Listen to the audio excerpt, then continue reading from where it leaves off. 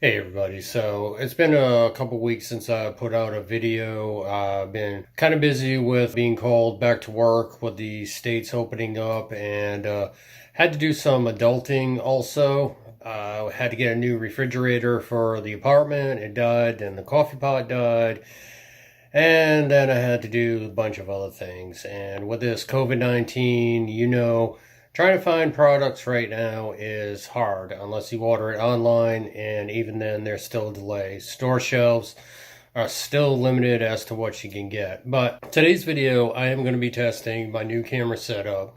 It's the Sony Zv1 with the vlogger's kit. I've had a week to probably play with this, but I haven't done much filming with it with being so busy. So I'm going to show you the camera real quick. I'm not doing an unboxing of it. I'm not going to go over all the features of it. There were hundreds of videos that were released just before this camera came out about unboxing and all the features with it. So my intent is to show you real world footage, real world usage for what I use it for, and to see how it's going to compare. Okay, so today I am going to use the stock setup with the Vlogger's tripod hand grip kit, the Sony Zv1 itself, with the built-in wind muff that comes with it. I got this camera to replace probably 3 different cameras I own. I actually own 6 cameras, well actually 8 if you count the 2 on my shelf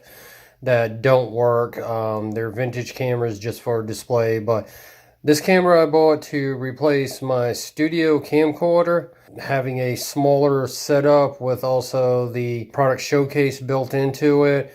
I got this to replace my phone, which shoots 4K, but I think the video quality is degrading. Right now I'm shooting on my phone. And I also sold my Nikon D80 with vintage lenses. I'm going to be putting up the camcorder for sale. Also, I've got a Nikon Coolpix P7100, which was a pocket camera, kind of similar to this one, except for it only shoots 720 video, but it does great still pictures. It has a better zoom on it than the Zv1. Zv1 is an upgrade for about 2 or 3 different cameras that I have. Also today I am going to be taking my little buddy with me. He's been itching to get out. He has not gotten out much in the last year because of the fact that he's 12 years old. He's lost some of his eyesight, and he's also had a battle with Lyme disease. So he's kind of slows down. He used to hike with me all the time, but after about a quarter to a half mile, he really starts slowing down because of his age and his joints. But, hi little buddy, do you want to go with Daddy today? You haven't been out in a while. Do you want to go in Daddy's car? Go for a car ride, maybe a short hike?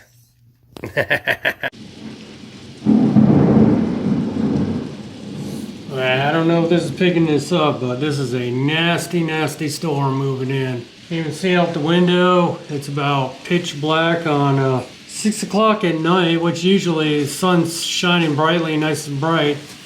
And what's worrying me a little bit, camera's not picking it up too well, but that sky has a green tint to it. And usually green tint means tornado sky. So let's hope not.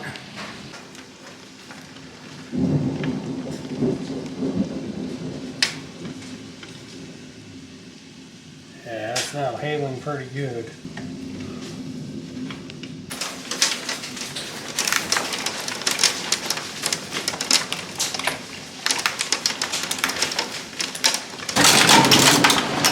Yeah, listen to that hail.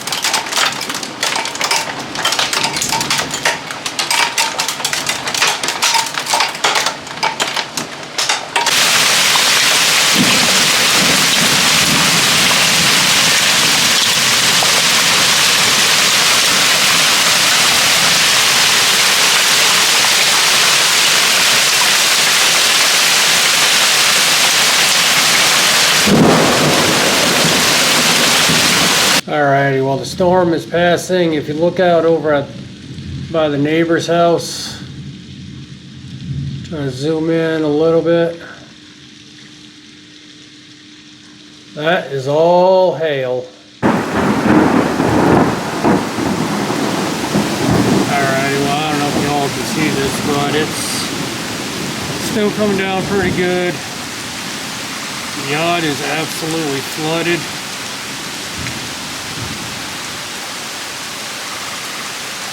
Got areas that it looked like it snowed from all the hail.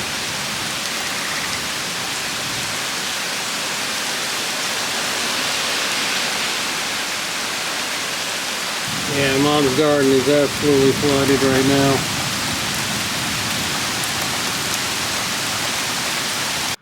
Alrighty, so I thought we had a close lightning strike, or I'm not sure if that's because of the flooding, but if you look right there through the trees, that is a fire truck on the next street over. Okay, well, it is starting to drizzle. Don't want to get this camera too wet. Shooting in intelligent auto mode right now to see how it looks.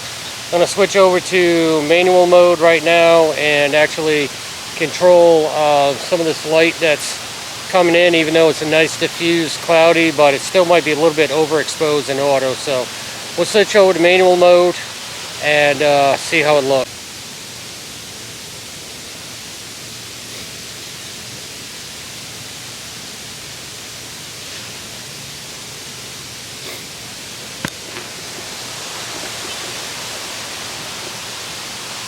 Okay, so I switched over to manual mode. I dialed back the exposure a bit.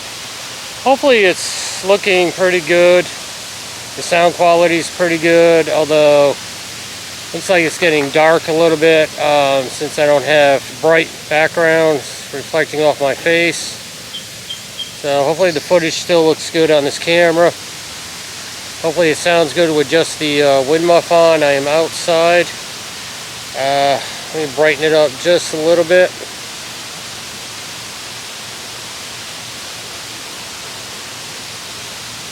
Not too much.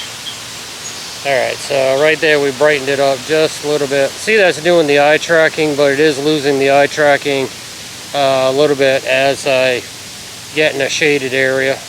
Dial down the exposure a little bit more. It's too dark on my face, but definitely takes care of the background. Alright, so that's defocus mode, and that's clear mode. We'll switch better where you can see my face. Dial up the exposure a little bit more so you can see me a little bit better. That's defocus. Dial down the exposure on it. Clear mode. Dial up the exposure.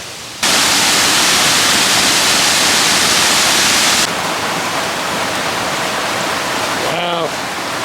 Even with all that rain we got yesterday, the waterfall is pretty dry.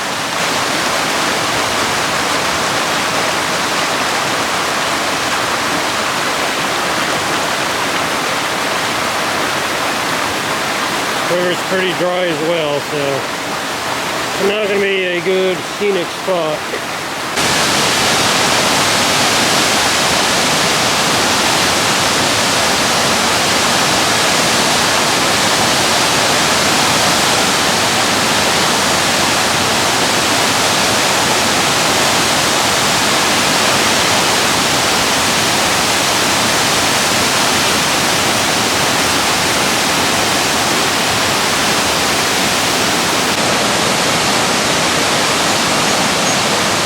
Alrighty, so I'm standing in front of a waterfall. The wind is blowing, so just want to check out, see how the wind muff is doing, see if you can actually hear me, how good the audio is.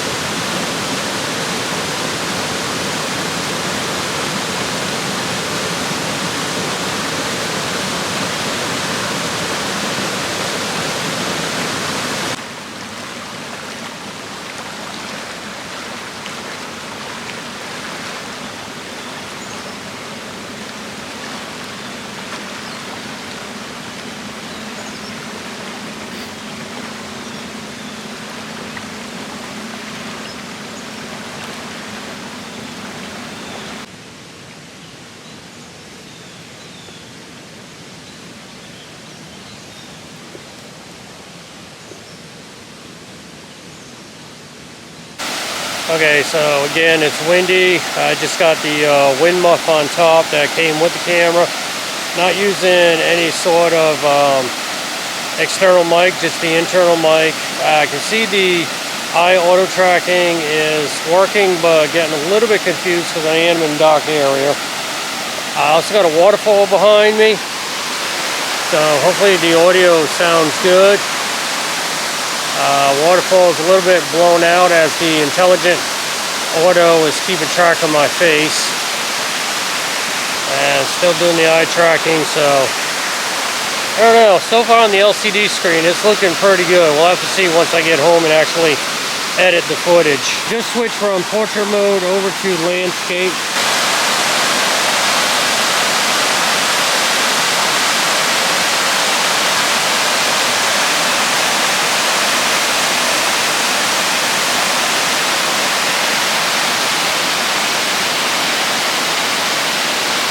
So yeah, so far I love the intelligent mode on this. The switch from landscape over to portrait, over to macro, depending on what I'm shooting. Takes all the guesswork out of it. Like right now, it's in landscape, and it keeps bouncing to macro mode because I'm in the shade, so it's kind of lost my face a little bit as far as the eye tracking to be able to get the portrait mode in. But come back around this way. When there's more light, you can see the eye tracking has kicked in, and it's also in portrait mode.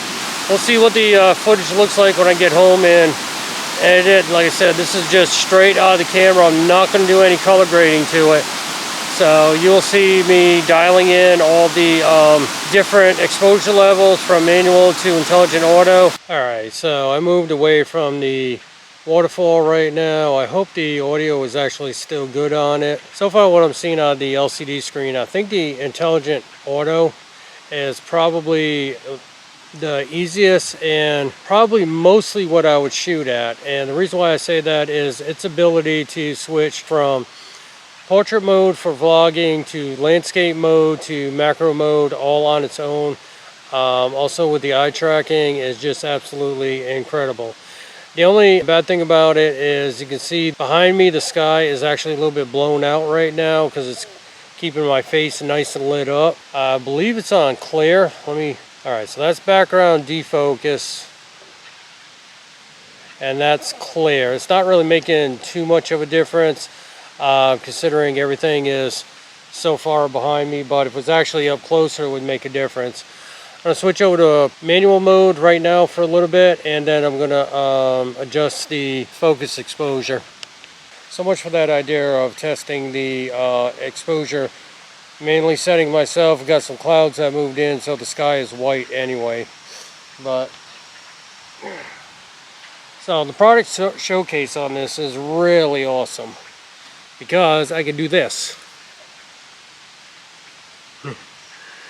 And I'm blurred out right now as it's got my dog, and then it goes back to me. Him, me. Him. Yep. Alright, buddy. You want to get back walking? You want to get back walking? And even though I don't have the eye focus turned on, I can see it actually started tracking his eye a little bit. And back to me.